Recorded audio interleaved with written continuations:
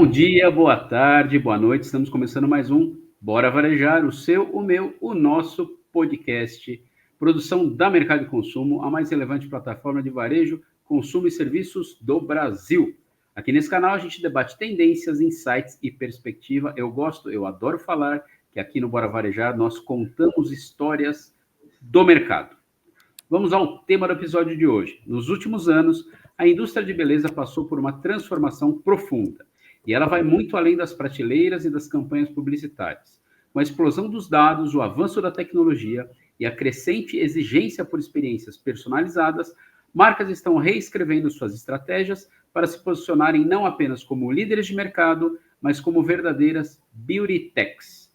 Nesse cenário, parcerias estratégicas com plataformas de tecnologia se tornam peças-chave para construir uma presença digital relevante, respeitosa com a privacidade e baseada em dados próprios. No episódio de hoje, para falar sobre tudo isso e muito mais, recebemos dois convidados que vivem essa transformação de perto. Thaisa Gentil, Head of Brand Sales Latam da LiveRamp. Tudo bem, Thaisa? Obrigado por participar do Bora Varejar. Oi, Gustavo, tudo bem? Obrigada, estou super feliz de estar aqui. Maravilha. E também a gente vai conversar muito com o Hélio Omoto, que é gerente sênior de mídia e dados da L'Oréal Brasil. Tudo bem, Hélio? Oi, Gustavo, e Thaís, oi, pessoal que está acompanhando o Bora Varejar. Prazer aí para todos. Maravilha. E para começar, dando essa largada, já vamos falar por que está aqui a Thaisa e o Hélio, né? Eles têm uma parceria, na verdade não Thaisa e Hélio, mas LiveRamp e L'Oréal, né? Hélio, conta pra gente um pouco como começou a parceria da LiveRamp com a L'Oréal, né? Quais foram as dores que levaram vocês da L'Oréal a fazer essa conexão com a LiveRamp e com a Thaisa? Legal. Acho que tanto para a L'Oréal globalmente, mas principalmente para a L'Oréal Brasil, para nos mantermos na liderança do mercado, a gente precisa sempre estar atento aos potenciais vantagens competitivas que a gente pode ter. E uma que a gente acredita muito no potencial é o First Party Data, e a gente acredita que ele tem potencial de rentabilizar e de recrutar, né, os consumidores de uma forma mais eficiente do que a mídia tradicional que a gente tem feito. Então, mas a gente tem um contexto hoje com LGPD, redução na captura de cookies e a limitação do alcance dos canais de CRM, e o Data Clean Room foi a solução que a gente encontrou para resolver esses problemas. E a LiveRamp foi um parceiro que topou seguir essa jornada desafiadora de inovação que a gente decidiu seguir. Legal, Thaisa. Conta um pouco mais para a gente como é que foi receber, né, essas dores do Hélio e da L'Oréal Brasil, né? E como é que vocês estão, o que vocês estão fazendo com isso, né? Como que vocês estão ajudando a L'Oréal? Legal, Gustavo. E, sim, primeiro de tudo, o Hélio falou, né, a palavra desafiadora, e é isso, né? Acho que todo dia é um desafio diferente. Mas o que a gente vê hoje, né, principalmente quando a gente fala de um ecossistema de publicidade digital, a gente vê que ele é um ecossistema extremamente complexo e fragmentado, né? Fragmentado principalmente no que tange a jornada do consumidor, né? Então, um consumidor, ele é impactado por várias comunicações em vários canais diferentes, né? E, ao mesmo tempo, ele quer uma comunicação mais personalizada possível e, ao mesmo tempo, ele quer proteção e privacidade dos seus dados, né? E, ao mesmo tempo, uma empresa que está fazendo essa coleta de dado primário, como a L'Oréal, por todas essas razões que o Hélio já colocou, porque acaba sendo muito mais rentável e eficiente você fazer uma comunicação com um consumidor que você conhece, que você sabe quem é. Então, quando você pega todo esse momento, a gente entende que uma tecnologia de Data Clean Room ele precisa vir para poder atacar esses desafios desse ecossistema, entregar resultados e sempre tendo essa garantia de ser o que a gente chama privacy-centric, né? Então, centrado na privacidade. Desculpa, a gente fica o dia inteiro falando esses jargões em inglês. Normal, de vez né? em quando eu vou fazer esses... então, assim, ser centrado na privacidade é um sine qua non, né? Então, o Data Clean Room, ele vem para justamente tentar atacar os desafios, garantindo que a privacidade do dado, dentro de todas as regulamentações, né, de LGPD, etc., sejam mantidas e confiáveis. Legal, legal. E, Hélio, como é que foi esse processo de implementação dessa solução, né? Isso falando, obviamente, olhando para dentro, né? Como é que foi o time interno, né? Porque qualquer tipo de integração, quando a gente fala principalmente de tecnologia, requer uma base, né? Como é que é lidar com isso? As pessoas hoje, cada vez mais, estão mais preparadas para receber tecnologia, seja internamente, como no caso desse case de vocês, e como eu estou perguntando para você, ou seja, externamente com as tecnologias que a gente vem recebendo do mundo afora, né? Conta um pouco desse desafio para a gente, Hélio. Sim. Como você falou, né, é um desafio, e eu acho que o principal desafio é embarcar tanto os processos, embarcar e adaptar os processos e equipe de TI interna. A gente precisou envolver muitas áreas aqui para aprovar a maneira como a gente ia fazer essa integração com a LiveRamp. Então, a gente tinha que garantir data privacy, data security, a consistência da estrutura de dados que ia existir dentro do ambiente da LiveRamp. Porque esse setup inicial, ele é chave para fazer para ter o bom sucesso, né, desse projeto. E claro que quando você envolve tanta gente, você vai encontrar resistências, né? Porque tanto no ponto de vista de compliance, quanto no ponto de vista de esforços e investimentos necessários para essa integração acontecer, é difícil você ter resultado, já conseguir comprovar resultados de uma tecnologia tão inovadora quanto o Data Clean Room. Mas como a gente já tinha cases de sucesso, tanto na França, né, na L'Oréal da França, quanto eu, que venho, meu background é CRM, né, então eu sou um grande defensor e tenho muitos cases de sucesso da utilização de dados para geração de valor. Então, foi essa dupla aqui que conseguiu fazer com que essa agenda acontecesse dentro de TI. E agora, né, depois de um pouco mais de um ano, né, dessa parceria, temos resultados concretos e a gente consegue provar que não foi só um piloto bem sucedido, mas sim uma nova maneira de se trabalhar. Hélio, a gente teve um boom antes da pandemia mesmo, ou no decorrer da pandemia ali, falando de dados, né? E aí todo mundo falou de dados, mas as pessoas, as empresas, enfim, falavam, não, estamos recolhendo dados, olhando para dados e tal, mas as pessoas não sabiam muito o que fazer com isso. A gente está gravando aqui em outubro de 2025. De lá para cá, esse cenário mudou já, quer dizer, agora, além de focar nos dados, ter os dados, as pessoas, as empresas, o mercado já está sabendo o que fazer com esses dados? Eu acho que as pessoas, elas ouvem falar mais, eu acho que já não é mais um conceito tão fora da realidade das pessoas, mas eu acho que elas têm pouca estrutura para fazer isso acontecer de forma escalável. Eu acho que ainda falta um pouco da estruturação de processos e de uma continuidade dessas ativações para gerar resultados consistentes, porque não é no primeiro piloto, ou não é do dia para a noite que ele começa a gerar resultado. Tem que se aprender muito, testar muito, para que você tenha realmente um modelo de negócio rentável. Legal, e aí, jogando para a Thaísa, né, o que esse case com a L'Oréal ensina sobre como marcas tradicionais, né, como uma L'Oréal, né, estão se transformando digitalmente com apoio dessa tecnologia de dados, Thaísa? Eu vou até, para responder essa pergunta, fazer um gancho dessa última que você acabou de fazer para o Hélio, né? Não sei se você sabe, mas tem um dado, se eu não me engano, acho que é do Boston Consulting Group, que fala que 87% das empresas que estão investindo em coletar dados primários ainda acham que seus dados são subutilizados, né? Justamente um pouco por causa dos processos que o Hélio trouxe, mas também, aí agora sim, respondendo a sua pergunta, porque normalmente quando você coleta dado primário, você acaba tendo só uma parte da visão, né? Você ainda não consegue enxergar esse consumidor, essa pessoa, de uma forma holística.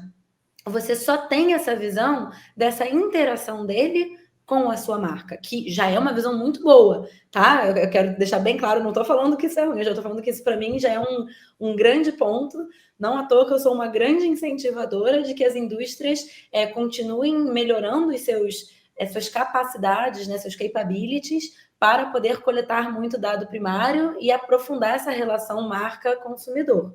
Porém, justamente por ainda ser uma relação muito míope, muito só dessa interação, que é tão importante você conseguir andar para a parte de colaboração de dados, né? Então, é como que você trabalha muito bem o seu dado, mas começa a compreender com outras fontes de dado como se completa essa visão desse consumidor que você tem. Então, daí que a colaboração entra como um ingrediente aí fundamental nesse bolo para que um dado primário possa ser muito bem utilizado, né, e mais eficiente. E aí, em relação a marcas tradicionais nessa pegada, não estão perdendo o trem da tecnologia dos dados, é isso? Eu acho que a gente vê, assim, como muitas coisas que a gente vê hoje, né, no Brasil, né, a gente acaba usando muito os Estados Unidos ou até a Ásia como benchmark. Então, eu acho que as grandes marcas multinacionais, elas estão um pouco à frente, porque já tem, como o próprio Hélio trouxe, né, teve um benchmark em outro país, e aí eles vêm e adotam essa cultura de já adotei lá, vou aprender, então vou adotar mais rápido aqui. Então, eu acho que a gente tem um pouco uma discrepância de algumas marcas multinacionais, por mais tradicionais que sejam, mas que sim, já estão um pouquinho mais liderando esse movimento. Mas isso não quer dizer que marcas locais ou que marcas, né, assim, regionais não estejam nesse movimento. Pelo contrário, eu acho que é muito legal você ter uma ou outra liderando, mas rapidamente a gente pega aí o carrinho e vê isso se expandindo. Agora, Hélio, você acha que, pelo momento, principalmente pelo momento do avanço tecnológico, né, e cada vez mais coisas diferentes e importantes para se fazer com esses dados coletados que a gente está falando aqui, né, esse tipo de parceria, né, entre tecnologia e marca, né, varejo, mercado, isso não tem mais a ver só com uma parte operacional, mas pelo momento do mundo em relação a esse tema, isso é algo estratégico. Não, com certeza tem muito potencial para ser uma parceria estratégica. Acho que, na minha visão, desde que você cumpra 2 pontos essenciais. O primeiro é desenhar bem qual que é a necessidade de negócio que precisa ser endereçada, né? Antes de pensar na tecnologia que vai auxiliar nesse desafio, é importante sempre primeiro pensar no desafio de negócio. Porque a tecnologia por si só, ela não resolve nenhum problema se você não tiver clareza de onde você quer chegar. E para que o fit, né, dessa parceria seja de longo prazo, ela tem que estar apta a se adaptar e evoluir junto ao desafio de negócio, né? Principalmente hoje, quando a jornada do consumidor, tanto nos canais de venda quanto nos canais de comunicação, muda, né, dia após dia, e aí todo ano tem uma nova, né, tem uma nova tecnologia que está na moda, que está em voga. Se você não tiver, né, parceiros tecnológicos que evoluam junto com essas novas tecnologias que existam, realmente vira uma coisa mais operacional e de curto prazo. Tá, essa parte estratégica, hoje ela é mandatória, virou mandatória, não é mais só em relação à operação, mas é algo estratégico que as marcas, empresas têm que estar ligados, é isso? Com certeza. E para mim, Gustavo, o que mais exemplifica isso é o crescimento das redes de retail media, né? Então, do que a gente chama de retail media network. Também um estudo do eMarketer mostrou que só no ano passado, na América Latina, se criaram mais de 40 novas redes de retail media.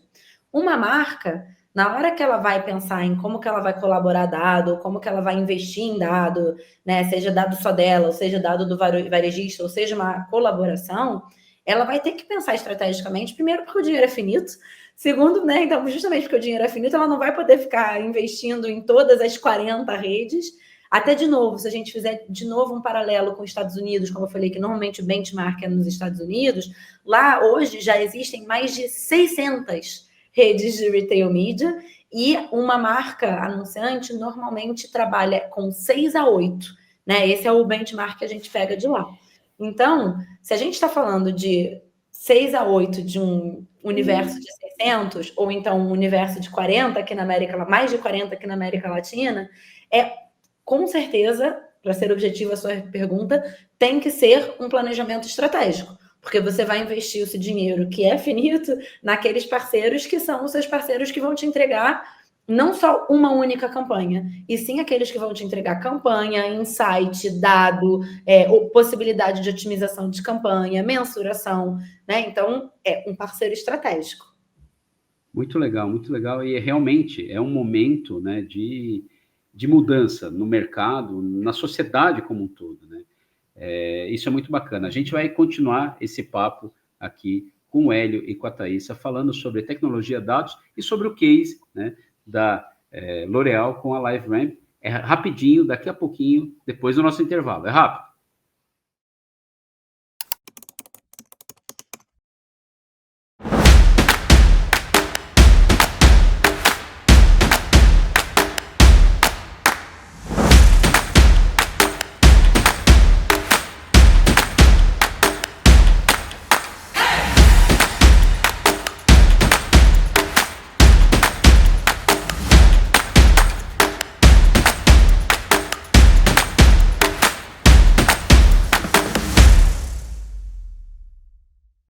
Voltamos para mais esse episódio do Bora Varejar, com a Thaísa Gentil e com Hélio Omoto, falando sobre LiveRamp, L'Oréal, o case LiveRamp, L'Oréal e muito sobre tecnologia e dados. Aproveitando que eu fiz esse ensejo aqui, né, eu queria que vocês falassem um pouco. Vocês falaram desde no primeiro bloco muito sobre a solução e tal, mas algum exemplo mais prático, assim, né, de campanha, que fique mais claro para quem está nos assistindo, nos ouvindo, né, do case de L'Oréal com LiveRamp. Quem começa? Eu acho que eu posso começar aqui só falando, né, para tangibilizar um pouquinho. A L'Oréal tem muitos dados primários, e aí eu vou deixar o Hélio falar sobre o valor desses dados e tudo mais. Mas justamente são dados de pessoas reais, né? E são dados que poderiam identificar uma pessoa.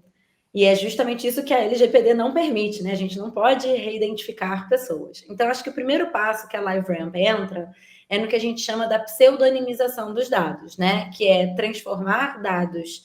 E eu juro que esse vai ser o máximo de techniquez que eu vou trazer aqui, mas é transformar dados PII, que são aqueles dados pessoais e individuais e que podem identificar uma pessoa, né? Em uma chave, um código várias vezes criptografados, justamente para não permitir essa identificação. E aí, quando a L'Oréal tem um parceiro estratégico do varejo, por exemplo, a Amazon, que é o caso que eu vou deixar o Hélio trazer aqui para vocês, é muito relevante que a Amazon também tenha os dados dela do nível de consumidor nessa mesma criptografia, vamos dizer assim, né? Identificador. Então, de uma perspectiva tecnológica, a LiveRamp entrou para poder criar um identificador super, de novo, centrado na privacidade, para garantir que se pudesse encontrar, digamos, usuários reais em ambas as bases, para, a partir daí, fazer análises. Então, aqui, esse caso que o Hélio vai apresentar é realmente a materialização do que a gente falou no primeiro bloco, sobre você sair de ter dados apenas da interação desse consumidor com a sua marca para entender o que mais esse consumidor faz, o que mais esse consumidor compra, o que mais interessa a esse consumidor. Então, acho que o caso L'Oréal, Amazon, viabilizado pela tecnologia da LiveRamp, é um pouquinho isso. Aí, Hélio, eu vou deixar você contar a parte legal, sem ser a parte técnica do caso. Não, eu também sou muito a favor da parte técnica, né? Afinal, é o que traz a gente aí para esse resultado. Como a Thaisa falou, né? O nosso caso aqui de uso que a gente apresentou foi o de L'Oréal com Amazon, né, via a LiveRamp.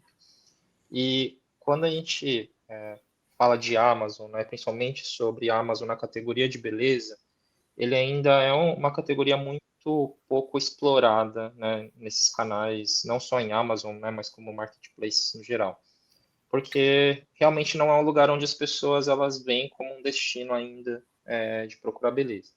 Então, para recrutar consumidores dentro, né, dessas milhões de pessoas que visitam a Amazon todo dia, a gente poderia usar, né, o second party, que a gente fala, né, que são os dados da própria Amazon para segmentar as audiências, mas a gente acredita que a gente já tem, né, a capilaridade da L'Oréal já é tão grande dentro da nossa própria base, dentro dos demais canais, que a gente poderia dar um empurrãozinho.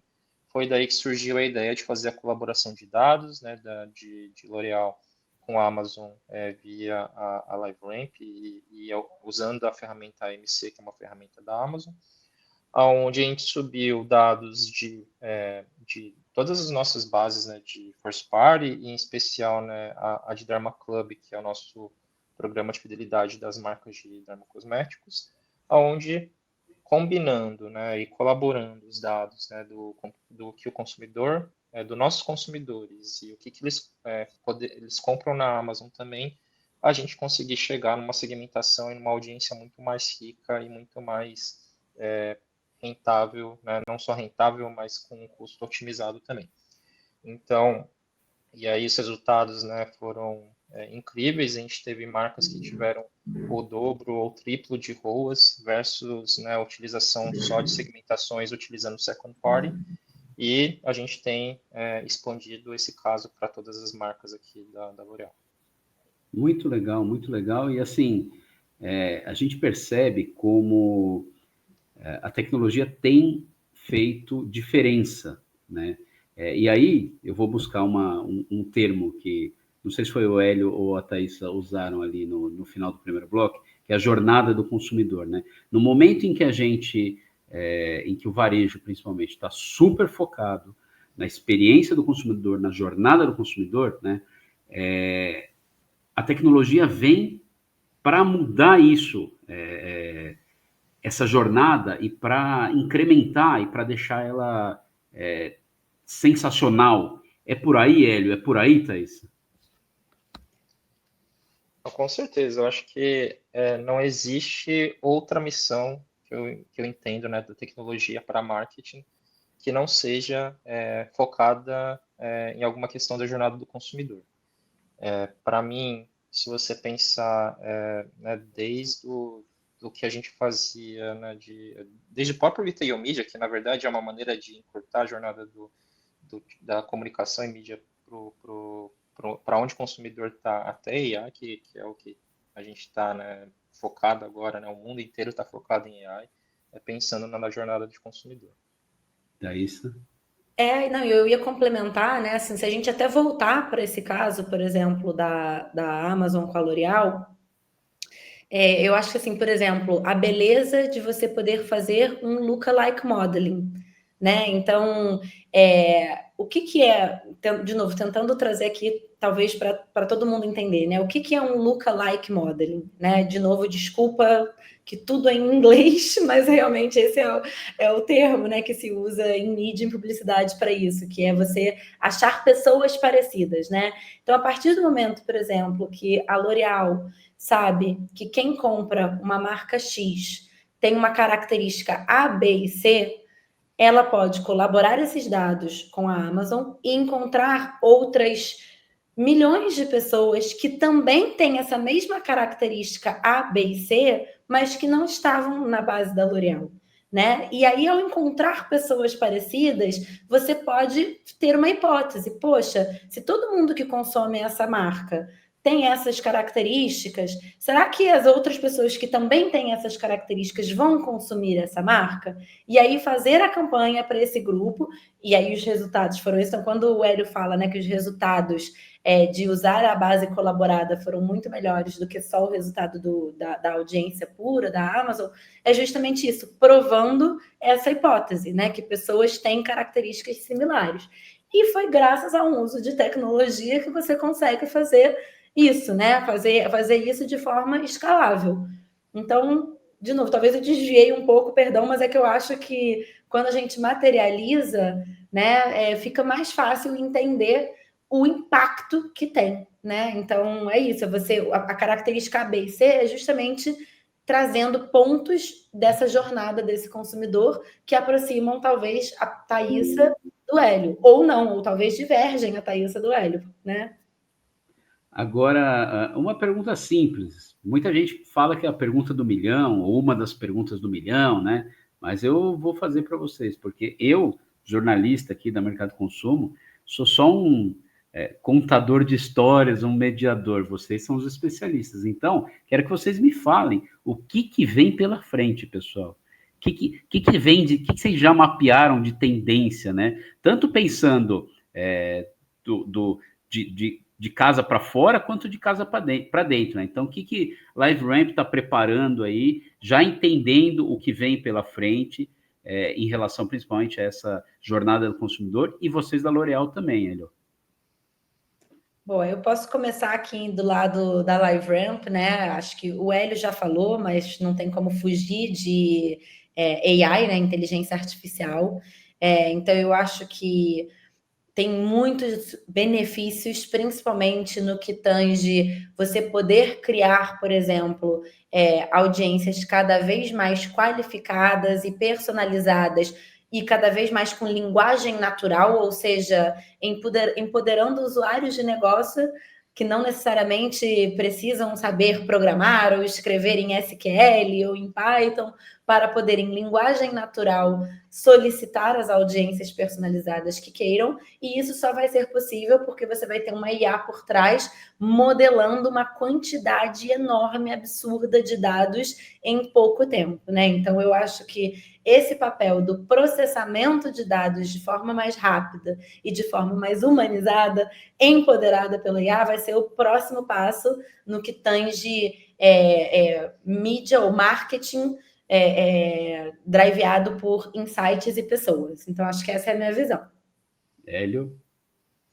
Olha, aqui na L'Oréal, a gente acabou de sair de uma semana onde passou 3 dias falando de tendências e inovação. Acho que a gente fala isso globalmente todos os anos. E realmente, né, o tema do ano foi AI, mas até todas as ferramentas hoje, de repente, né, surgiram que cada uma delas tem uma ferramenta de AI, né, e é muito fácil você se perder nessa oferta gigantesca de novos produtos, né? Mas como eu falei numa pergunta anterior, para a gente o principal aqui é focar no desafio de negócio, e quando a gente olha, né, o desafio de negócio com o olhar do nosso consumidor, a principal tendência aqui, a principal próxima aposta que a gente tem são, aí usando termos em inglês que nem a Thaísa, né, o Agentic Commerce, que é a jornada do consumidor lá de compra utilizando agentes de AI, né? Então, que hoje encurtou muito a jornada de compra do consumidor, né? Que ia tanto da descoberta, entrar no site, ver página de produto, montar o carrinho, fazer check-out, tudo isso a AI faz por você hoje. E o principal desafio aqui que a gente vê é como que a gente pega mídia, advocacy, todas as outras frentes de marketing para se integrar e se transformar para estar mais, para fazer sentido nessa nova jornada do consumidor, né? Então, eu acho que ainda não existe nenhuma empresa que descobriu como vai ser o futuro disso. Mas para a gente é o que a gente está de olho e que a gente vai tentar decifrar nesses próximos meses. Eu falei pergunta do milhão, é a pergunta do trilhão, na verdade, né? Não é nem do milhão. A gente está indo para o nosso final aqui, mas como última pergunta, antes do nosso momento de check-out, eu queria fazer para vocês o seguinte: a gente falou de muita gente que sim, está evoluindo, está subindo nesse trem da tecnologia, né?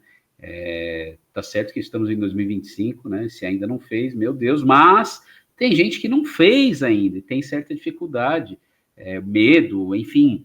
E aí a pergunta para vocês é a seguinte: que conselho vocês dão para outras marcas que estão tentando evoluir, né, na estratégia de dados, mas ainda não conseguiram, não encontraram parceiro e tal? Então, Hélio e Thaisa, que conselho que vocês dão para essa galera? Eu acho que indiretamente o Hélio já deu o que talvez seria, para mim, o principal conselho, que ele falou o como é importante você entender qual é o resultado que você quer com aquele dado, né? Então, assim, coletar dados porque todo mundo está coletando, né? Não deveria ser. Então, acho que o primeiro ponto é entenda qual que é o impacto que dados pode ter no seu negócio. E uma vez que você entender qual que é o resultado final que você quer, então aí você começa a trabalhar com qual dado eu preciso buscar, qual o nível de consentimento que eu preciso ter desse dado, como que eu vou poder usar esse dado, né? Então, acho que o Hélio, desculpa, Hélio, acho que eu roubei, mas assim, foi algo que você falou no começo do podcast que eu achei que é realmente fundamental, né? O que eu quero conquistar, qual que é o meu objetivo ao trabalhar com dados. Exato, assim, nem é roubar a resposta, porque é a resposta que eu acho que é difícil você fugir um pouco dessa necessidade de você ter clareza, seja do desafio, seja da oportunidade que você quer perseguir, né? Então, só que a clareza não é só você que tem que ter clareza, né? Você tem que ter essa clareza e tem o acordo com a liderança da sua empresa, para que todo mundo, né, tenha esse consenso de que essa deveria ser a necessidade de ser endereçada. E a partir desse momento que você tem clareza, é como você comunica com clareza aos seus possíveis parceiros de tecnologia. Porque às vezes você tem até o parceiro certo, você só não conseguiu comunicar a necessidade correta, porque você quer às vezes, né, uma solução que vai transformar o mundo, que vai resolver todos os seus problemas, e você não soube priorizar o que realmente é importante, e aí no fim, sua expectativa versus o que o parceiro consegue entregar, eles ficam descasados, né? Então, a partir do momento que você sabe realmente qual que é a prioridade do problema que você tem, o seu parceiro também vai conseguir te responder com mais assertividade.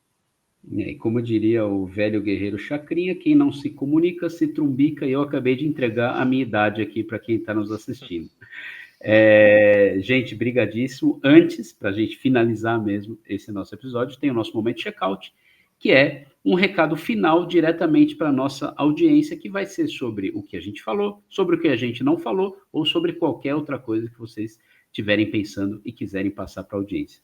Vai lá, Thaisa. Bom, acho que o meu recado é uma boa utilização de dados, ela não acontece sem colaboração. Então, eu acho que procure entender qual é o parceiro estratégico que faz mais sentido para você colaborar, quais dados você tem disponível e quais dados você precisa colaborar justamente, né, para poder reduzir essas lacunas dos seus dados primários. E, gente, não tenham medo de testar hipóteses. Nem todo projeto precisa vir para já trazer todas as respostas de uma só vez. Eu acho que eu já falei isso abertamente, né? Para mim, teve uma pergunta que você fez, Gustavo, que foi sobre as marcas, né? Como é que estão as marcas nesse processo?